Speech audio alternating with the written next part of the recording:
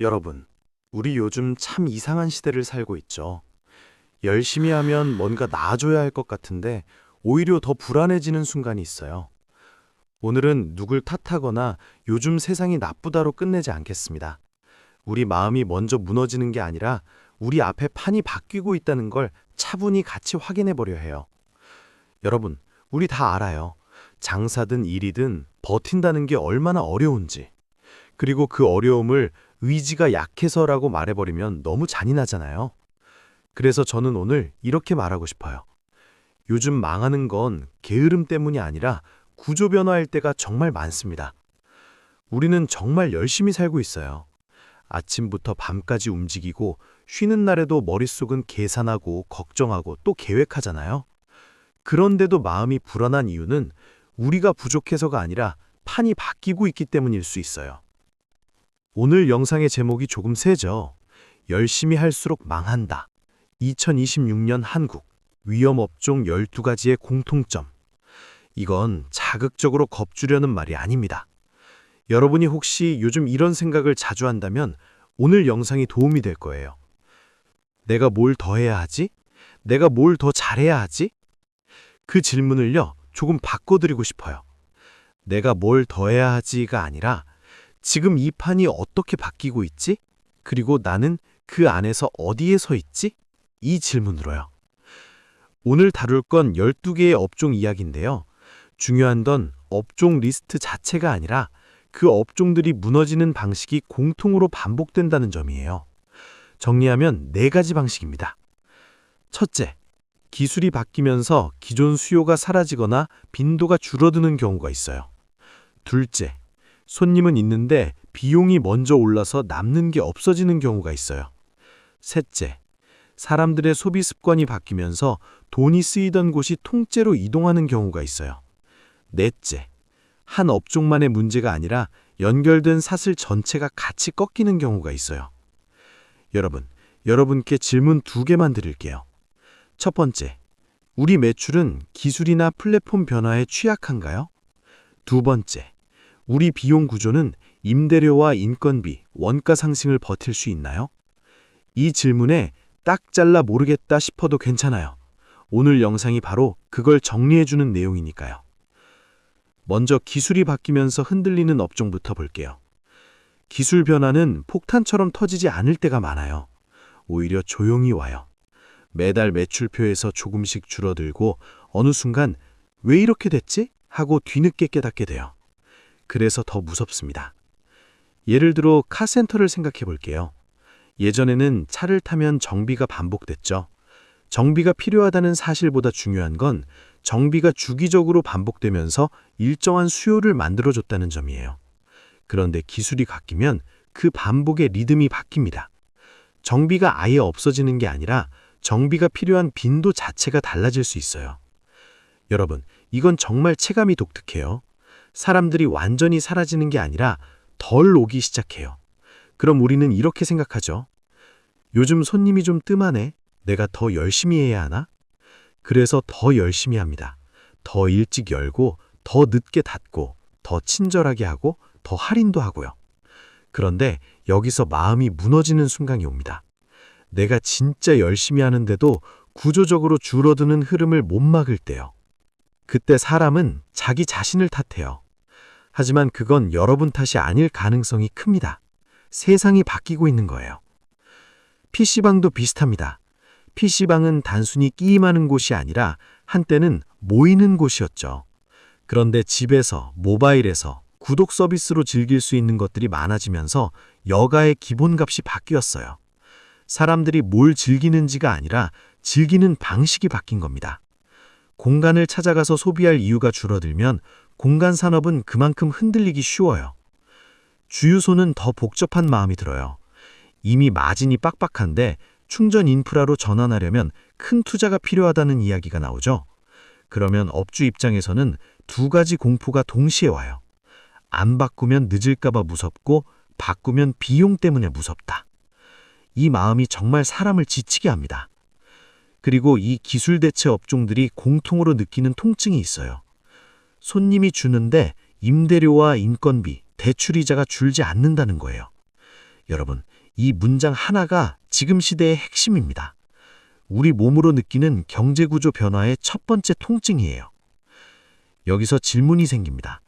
이게 잠깐 힘든 걸까? 경기만 좋아지면 예전처럼 돌아올까? 그런데 기술 대체는 종종 단기 불황이 아니라 구조 변화예요. 경기 때문에 줄어든 수요라면 경기가 좋아지면 돌아올 수 있어요. 하지만 기술이 바뀌어서 수요가 이동했다면 예전으로 돌아오는 게 아니라 새로운 기준이 생길 수 있어요.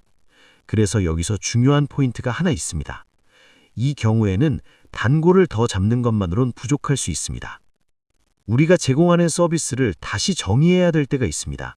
사람들이 우리에게 돈을 내는 이유를 다시 만들어야 하는 거죠.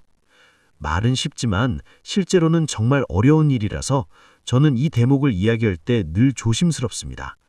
여러분이 잘못한 게 아니라 환경이 바뀌었기 때문입니다. 자, 이제 두 번째 방식으로 넘어가 볼게요. 이건 더 잔인해요. 손님이 있어도 매출이 있어도 남는 게 없어지는 구조입니다. 김밥집 이야기를 해볼게요. 김밥집은 사람들이 많이 팔면 되지라고 쉽게 말할 수 있는 업종이에요. 그런데 노동이 많이 들어가고 마진이 얇은 업종은 비용이 올라가는 순간 손익분기점이 확 올라갑니다. 그러면 많이 팔아도 남는 게 없는 구간이 생겨요. 여러분, 저는 김밥집 사장님들을 보면 늘 마음이 그래요. 정말 성실하잖아요. 아침부터 준비하고 바쁜 점심을 버티고 정리하고 또 내일 준비하고요. 그런데도 통장이 안 차면 사람이 얼마나 허탈하겠어요. 이건 개인이 부족해서가 아니라 마진이 사라지는 구조에 들어갔을 가능성이 커요. 목욕탕도요. 목욕탕은 고정비가 큰 업종입니다. 고정비가 큰 업종은 손님이 조금만 줄어도 바로 흔들려요. 왜냐하면 고정비는 손님 수를 보고 내려가지 않거든요. 임대료, 인건비, 연료비 같은 비용은 가게 상황을 봐주지 않아요. 그래서 손님이 10% 줄면 이익이 10% 주는 게 아니라 흑자에서 적자로 전환되는 일이 생깁니다. 화물 운송도 비슷한 마음의 업종이에요. 일은 하는데 남는 게 없다. 연료비, 보험, 할부 같은 비용은 올라가는데 운임은 그렇게 쉽게 못 올리죠. 그러면 결국 우리는 시간을 더 쓰고 몸을 더 쓰면서 버티게 됩니다. 그런데 그 과정에서 건강도 깎이고 삶의 여유도 깎이고 가족과의 시간도 깎일 때가 있어요. 여러분, 이건 의지 문제가 아닙니다. 협상력이 약하고 가격을 올리기 어려운 구조가 문제일 때가 많아요. 그래서 여기서 꼭 기억해야 될 단어가 하나 있습니다. 가격 전가력입니다. 비용이 오르면 가격도 올릴 수 있어야 하는데 가격을 올리는 순간 손님이 떠나면 비용 상승을 매가 떠안게 되죠. 그때 사람들은 더 열심히 하려고 합니다. 더 오래 열고 더 많이 만들고 더 싸게 팔고요. 그런데 여러분, 이때부터는 열심히가 해결책이 아니라 상처를 늦게 발견하게 만드는 방식이 되기도 해요. 버티다가 어느 순간 무너집니다. 그래서 우리에게 필요한 건 더 큰 자책이 아니라 더 정확한 구조 이해와 선택이에요. 자, 이제 세 번째 방식으로 넘어가 볼게요. 사람들의 소비 습관이 바뀌면서 돈이 이동하는 경우입니다. 이건 경기보다 무서운 변화일 때가 많아요. 습관은 한번 바뀌면 쉽게 돌아오지 않거든요. 영화관을 떠올려 볼게요. 영화관은 경험제죠. 큰 화면, 큰 소리, 데이트, 가족 날입. 그런데 대체제가 더 편하고 더 싸지면 사람들은 다시 계산을 합니다. 이 돈이면 집에서 더 편하게 볼 수 있는데 이렇게요. 그러면 영화관이 흔들리는 이유는 서비스가 부족해서가 아니라 소비 기준이 바뀌었기 때문일 수 있어요. 골프나 캠핑도 비슷합니다. 특수한 시기에 급격하게 뜨기도 하고 그 이후 정상화되기도 하고 그 사이에 소비는 또 다른 대체제로 이동하기도 합니다. 여러분이 느끼는 공포는 이거죠. 한때는 잘 됐는데 왜 지금은 이렇게 됐지? 그런데 그 한때가 시장 전체가 특별한 시기였을 가능성이 있어요. 그리고 그 시기가 끝나면 시장은 다시 재령립됩니다. 마지막 네 번째 방식은 도미노 붕괴입니다. 이건 한 업종만 맞는 게 아니라 연결된 사슬 전체가 같이 꺾여요. 부동산 거래가 줄어들면 중개가 줄고, 중개가 줄면 이사나 리모델링이 줄고, 그러면 인테리어가 같이 얼어붙어요. 동대문 같은 도매도 마찬가지입니다. 한 구간이 흔들리면 아래 단계가 같이 흔들려요. 여러분, 도미노 구조 안에 있으면 내가 열심히 해서 해결할 수 있는 범위가 생각보다 작아요. 그래서 더 괴롭습니다. 내가 뭘 더 해야 하지? 라는 질문만 남거든요. 그런데 그 질문을 계속 자기 자신에게만 던지면 결국 마음이 먼저 무너집니다. 그러니까 우리 여기서 질문을 바꿔야 해요. 내 업종이 12개 중 하나인가? 가 아니라 내 업종은 어떤 구조에 걸려 있는가? 이 질문으로요. 여러분, 제가 여기서 꼭 말씀드리고 싶어요. 지금 힘들다고 해서 여러분이 못난 게 아닙니다. 구조가 바뀌는 속도가 너무 빨랐던 거예요. 그리고 여러분은 그 속도 안에서도 오늘 할 일을 하며 살아가고 있는 사람들입니다. 그러니까 자책부터 내려놓고 이제 정리로 넘어가면 됩니다. 자, 마지막으로 여러분께 남겨드릴 체크리스트 5가지입니다. 이건 12개 업종을 관통하는 무너지는 방식의 요약입니다. 첫째, 내 수요는 경기 탓이 아니라 기술과 습관 변화로 구조적으로 주는 건가요? 둘째, 내 업종은 고정비가 높아서 손님 수 변동에 취약한가요? 셋째, 가격 전가력이 낮아서 비용 상승을 버티기 어려운가요? 넷째, 플랫폼이나 대체제가 고객의 선택을 바꿔서 내 장점이 희미해졌나요? 다섯째, 나는 도미노 사슬의 하류에 있나요? 위가 꺾이면 같이 꺾이는 구조인가요? 여러분, 여기서 중요한 건 하나입니다. 하나라도 해당되면 망한다가 아닙니다. 절대 그렇게 단정하면 안 돼요. 다만 열심히의 방향을 바꿔야 한다는 신호일 수 있어요.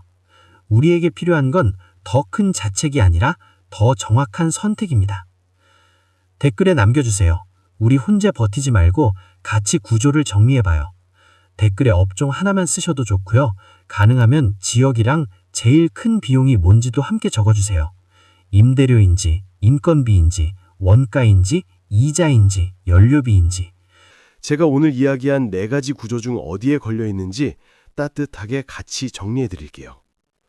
마지막으로 오늘 영상의 한 줄 결론만 남기겠습니다. 열심히의 문제가 아닙니다. 구조를 읽는 사람만 살아남는 시장입니다. 오늘도 버티고 있는 여러분, 정말 고생 많으셨습니다. 구독과 좋아요 눌러주시면 우리 다음 편에서 또 만나요.